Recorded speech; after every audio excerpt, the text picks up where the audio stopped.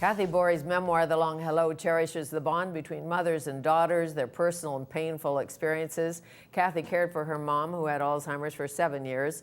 Out of memory loss came some unforgettable moments, as you can imagine. Her deep love, the sea, fishing. Yes. What did she think about it as she progressed into the disease? It was really a source of comfort for her and for me, and she lived in a place where she could see the ocean and the freighters coming in and out and the fishing boats, and it was always a comfort to her. She and her brother were very close growing up, and they'd fished a lot, and when she married my father, she was in a position to be able to get a home up at the coast, and she fished all the time. My dad didn't know how to turn the boat on, but my mom was out there at 6 in the morning. Bringing home the salmon. Yes.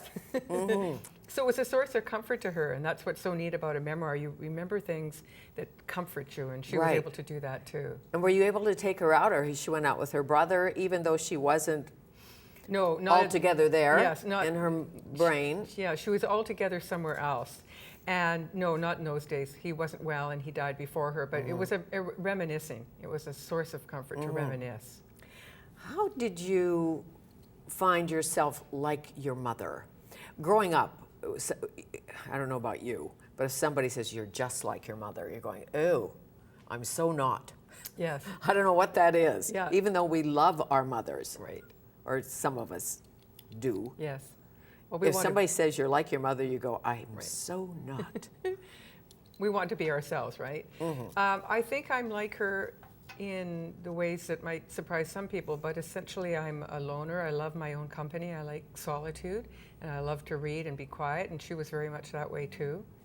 So I think that's where we really understood each other. Okay, and was she proud of you? I mean, you have the law degree from Johns Hopkins. Yeah. My master's in public health. Your master's in public health from Johns Hopkins, law from Saskatchewan. Right. Yep, she and my certificate in creative writing from SFU. She was very proud of me. Yes, I think she understood me. She knew that I had a curious mind and wanted to try different things and to build on the things I'd started out doing and just keep adding to that. She knew that I wanted to be out in the world. She understood that. But somewhere deep in your soul is a drama bug. A little bit, I think. A little bit of theater, a little bit of clowning, and a little bit of ballroom dancing. Yes. How'd you get into that? Well, I think it was the swing craze, and I'd seen people out at events doing the swing dancing, and I thought, oh, because I love music. My mother, of course, was a piano player, and I loved music. And I thought, oh, I'm going to do that. So I went all over the city trying to find a place to go, and the teachers wouldn't turn up, or class was too big, and it was actually my mother who said, why don't you go to Arthur Murray's? And of course, in my head, I had this image that was very old-fashioned. I know. Like Lawrence Welk with the bubbles. Right. And that's what I was And the Lennon sisters. I was expecting that. So I phoned them up, Arthur Murray's here in Granville, went down for a complimentary lesson, was so impressed about the professionalism and the level of teaching and everything that I signed up, thinking I was just going to do swing dance, and you learn every dance. I never really did much swing dancing after that. Did you compete? Yes, I did. I competed quite a few times and loved it. What did you love about it? The actual dance, the costumes, the connection? The connection, the artistic. They allowed me there, which I loved, to express the artistry I saw in dance. So you dance with your teacher in a solo performance that you'd work on for 6 months to put on the floor in 90 seconds. So I got to pick my own music and then do these dances that were so profoundly about storytelling. So I was able to tell stories through music. Right. The you know, Gordon Pinsent, yes. Actor, he taught at Arthur Murray. In one of his jobs, yes, it's in his autobiography, yes. And Bro Jake from Rock 101. Yes. He was a ballroom dancer when he was a kid. Amazing.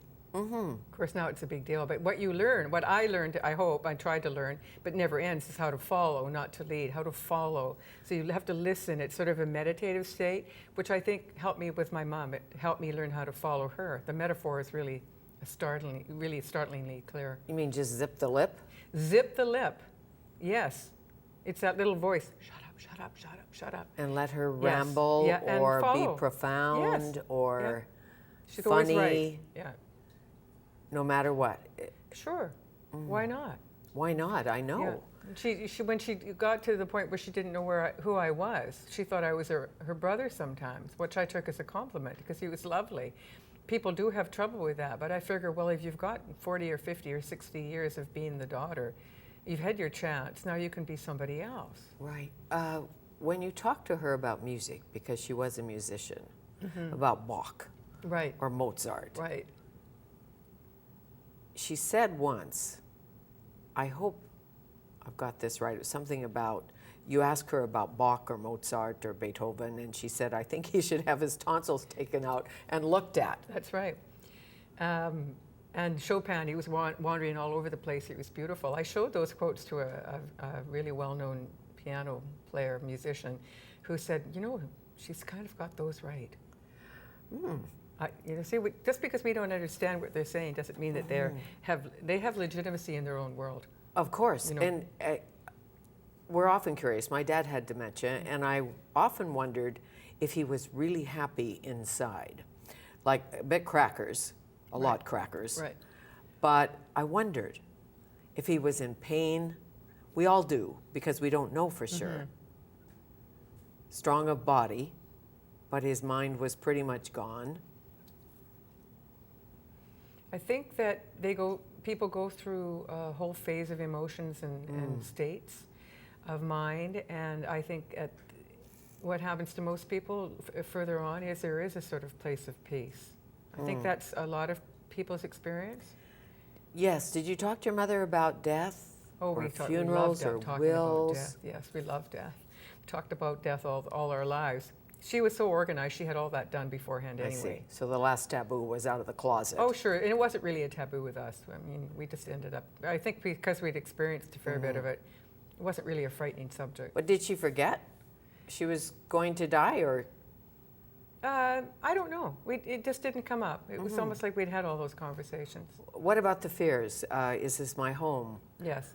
Can I live here? Those were heartbreaking because it happens to a lot of people. She didn't know that she was home, even though she was at home and died there. But I had to just keep trying to reinforce it by saying, these are your pictures. That sometimes you just don't succeed. Other times you do. What advice do you have for people who are living with or dealing with someone who has dementia? Well, I think the most important thing that I learned was really not to be in charge of the situation and to let go of the story that I wanted her to be telling and living, and let her live her own story and try to respect that and honor that and let go of control. Very hard to do. Very hard to do. But if you can do it every day a little bit, that's what I would recommend, to try to do that, and to try to maybe tape conversations. There's a lot of work done these days on bringing art into people who have dementia, and getting people to draw and to paint and to listen to music. All those things there's very progressive work done in the field now. Yes. And did you find you had to explain to somebody on an aircraft or in a shopping mall that your mother wasn't quite all together, or did you just allow it to be? Well, we never really went anywhere because she also had Parkinson's and she couldn't get around. But I think I just let it be. And you choose where you go. Sure, in a coffee shop, Yes. and people are waiting on you, Yes. and you're not sure if your mother can order or what she'll order. Well, the way around that is to go to the same coffee shop all the time where you know the server is going to be good for you, and that's what Right. we did. Okay. We had a wonderful server, Elke, who understood all that. And how did you park your frustration? A number of ways. Ballroom dancing was a wonderful place to find peace, and actually not avoid it, but go deeper into it in a way, into the heartache and the emotion. I don't think you can get away from it. You might as well go to it. I also, what else did I do? Well, the ballroom dancing was huge. The reminiscing, going back into these chapters about Yes. my life, the Arctic and different things, was helpful. And Your time in the north, yes, of course, yes. Yeah, and I enjoyed a very nice California Red Zinfandel. I see. In the night. Yes. A little chocolate too? Yes. Something, a little Yes. ballroom dancing, a little red wine. No, but you have to take care of yourself, and everyone Yes, knows very that hard when you're to do, dealing with very hard somebody to do. who, Yes. you're mothering a mother. Yes, and it's tricky. I never figured that out very well. Not really. But Well, those things helped a lot. Seems you have now. Yes, I think so. The Long Hello, it's beautiful, it's literary, it's poetic, it's really beautiful. Thank you. And looking into your voice is, again, eccentric realities of Alzheimer's, but the some of the beauty too. Thank you. Self-published, but Random House should pick it up, or somebody like them. Okay. I think. Thank you. Nice to meet you. Thank you, Fanny. Remember, you can catch our conversations on YouTube or join me on Twitter at Fanny Kiefer. There will be many more forthright and inspiring guests like Cathie Borrie to come. Thanks for watching Shaw TV and being with me today.